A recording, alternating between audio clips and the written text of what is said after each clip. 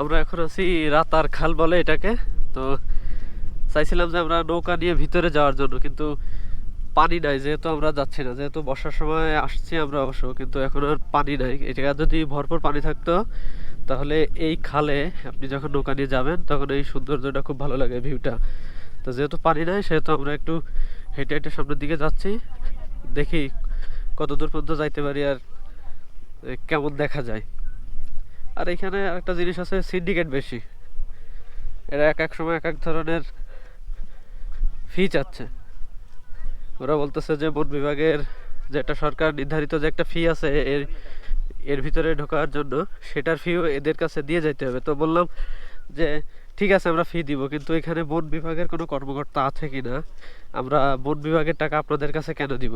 আর ওই যে এক ভাইরা ওরা আসছে, ওরা ভিতরের দিকে যাচ্ছে, কিন্তু পানি নাই দেখেন।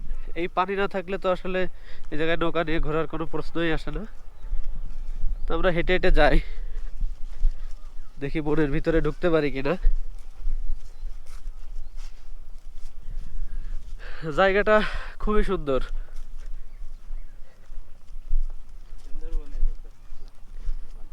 হ্যাঁ, কিছুটা সুন্দরবনের মতো। এই রাতার খালের অনেক ভিডিও দেখছি, তা ভাবলাম যে এখন যেহেতু বর্ষার সিজন, বর্ষার সিজনে আসলে হয়তো বা পানি ফুল থাকবে।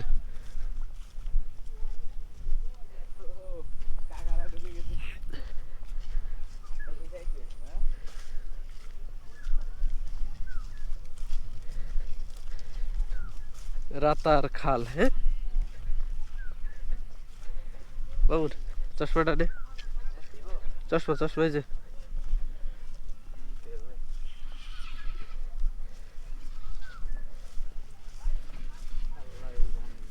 আমরা বনের ভিতরে ঢুকতেছি, এর আগে এরকম ভাবে বনের ভিতরে ঢোকার অভিজ্ঞতা নাই, আল্লাহ জানে কি হয়।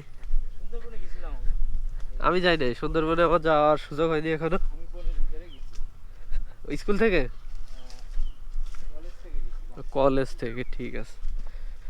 আমরা এখন আস্তে আস্তে সে রাতার খালের পাশ দিয়ে আমরা ভিতরে ঢোকার চেষ্টা করছি। ভিতরের পরিবেশটা দেখেন, একেবারে বন।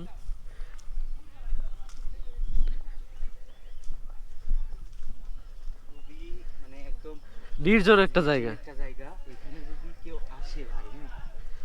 মানে এখানে যদি একা একা আসেন তাহলে ভয়ের একটা বিষয় আছে, আর এদিকের মানুষজন কেমন সেটাও জানি না। তো আমাদের আর একটু সুবিধা হয়েছে যে আমাদের এক সিলেটি ভাই আছে আমাদের সাথে, আমরা ওই ভাইকে নিয়ে ঘুরতেছি, আর উনি সব চেনে, যার কারণে আমাদের সুবিধা হচ্ছে।